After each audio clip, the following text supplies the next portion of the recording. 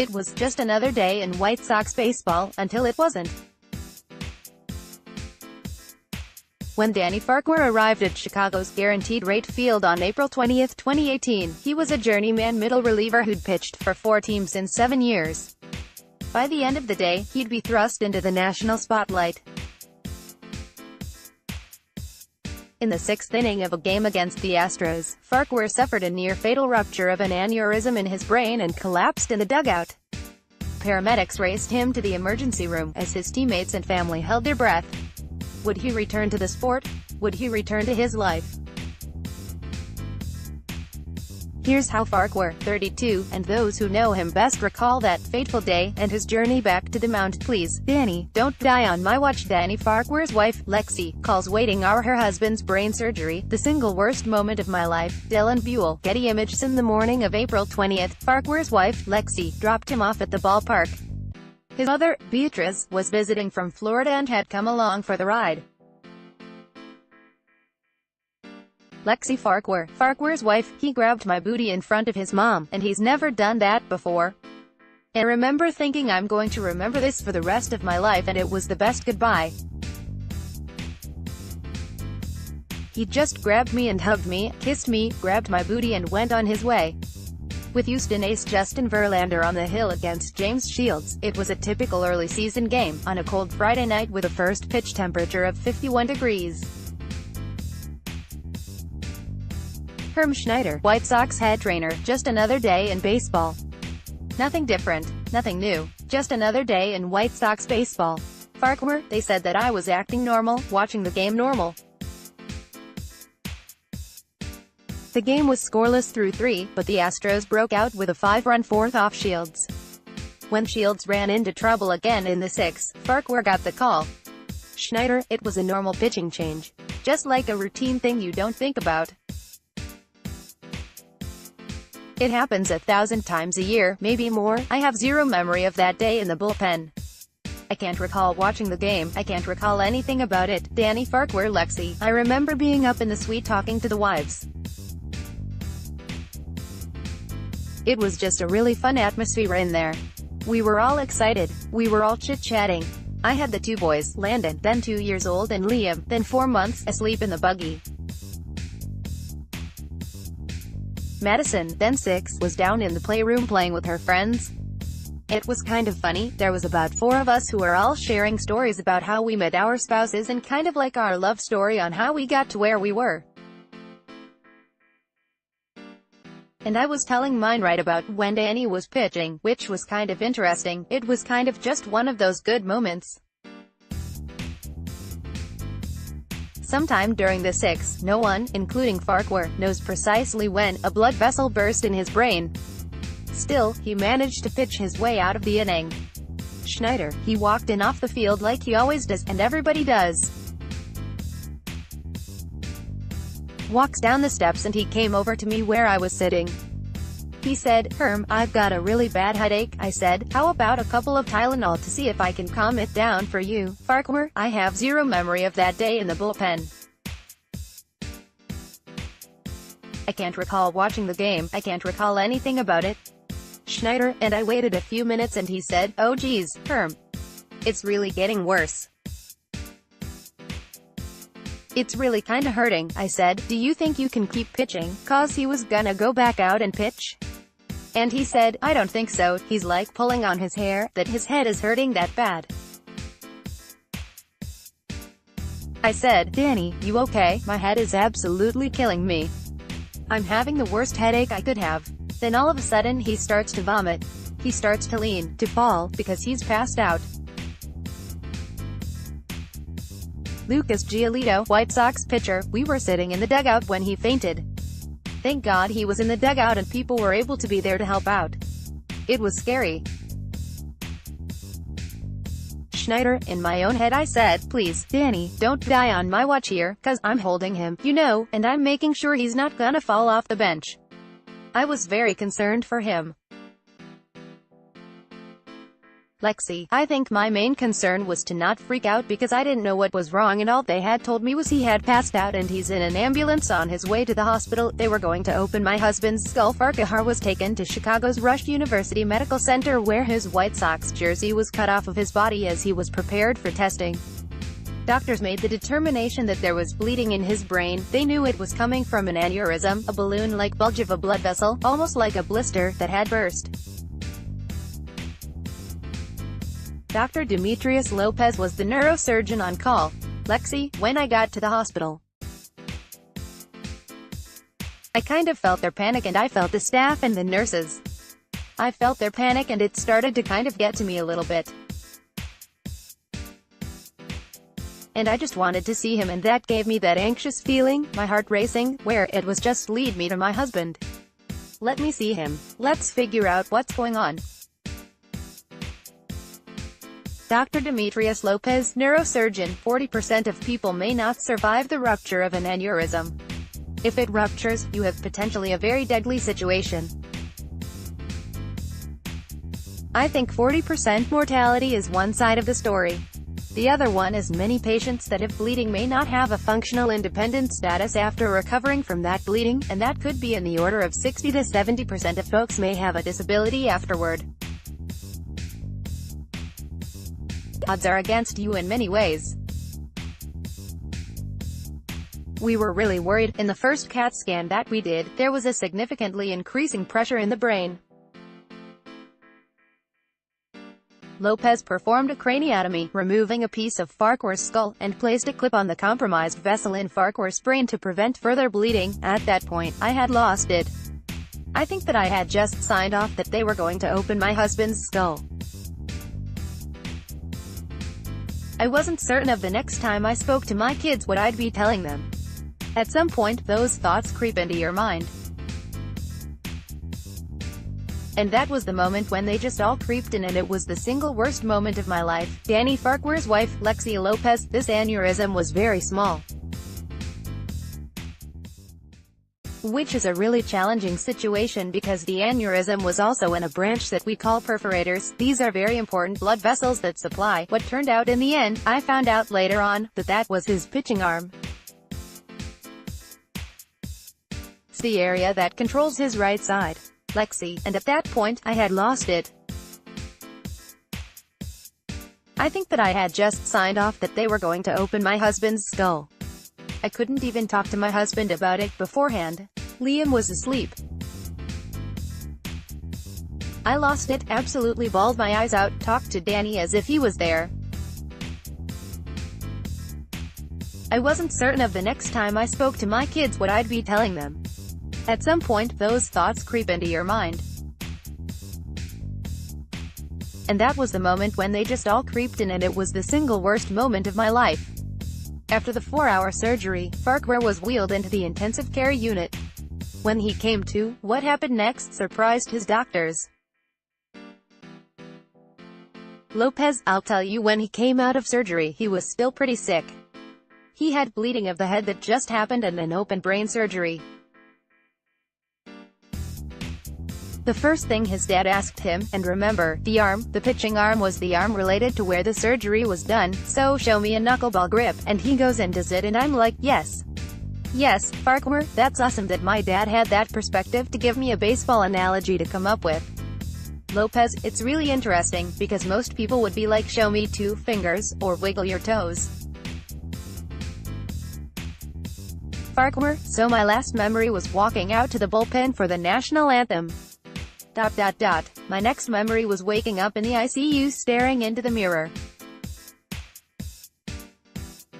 My wife walked me to the bathroom and I just looked in the mirror and it looked like there was a softball on the left side of my head. When can I go and get my life back? In the days following Farquhar's aneurysm, his White Sox teammates hung his jersey from the bullpen at Guaranteed Rate Field. Ron Vesely, MLB Photos via Getty Images. Lexi, he asked pretty quickly, I mean when he still had tubes in his head, when he could go back, what the timeline looked like.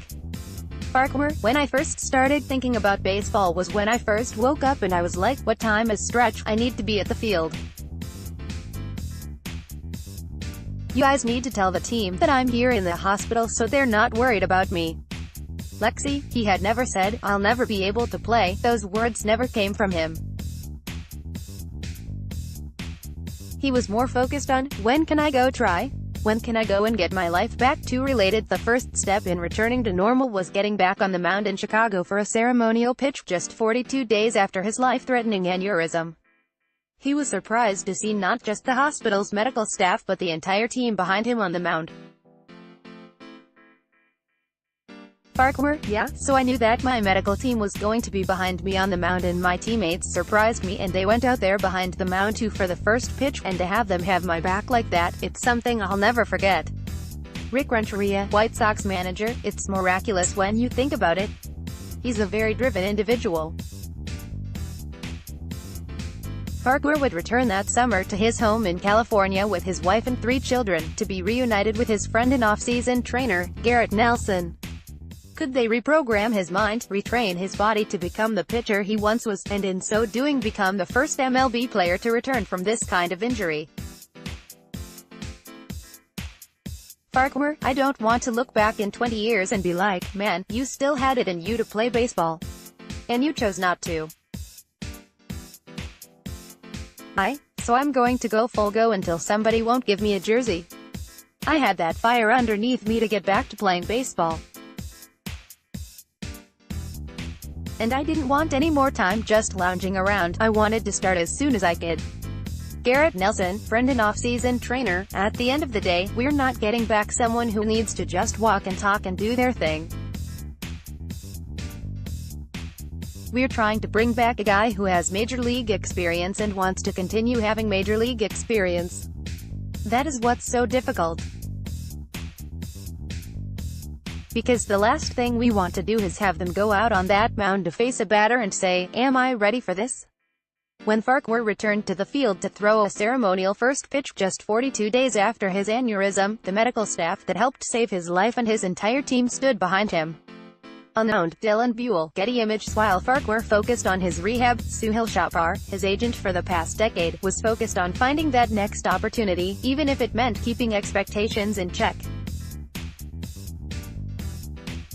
All summer Farquhar had been operating with the expectation of returning to Chicago the next year. But when the White Sox took him off their major league roster in October, Farquhar found himself in free agency. Suhail Chopar, Farquhar's agent, I've had players deal with injuries basically on every kind of body part, whether it's the shoulder, the collarbone, the hip, the elbow, the knee, the foot, you name it, I've had to deal with it.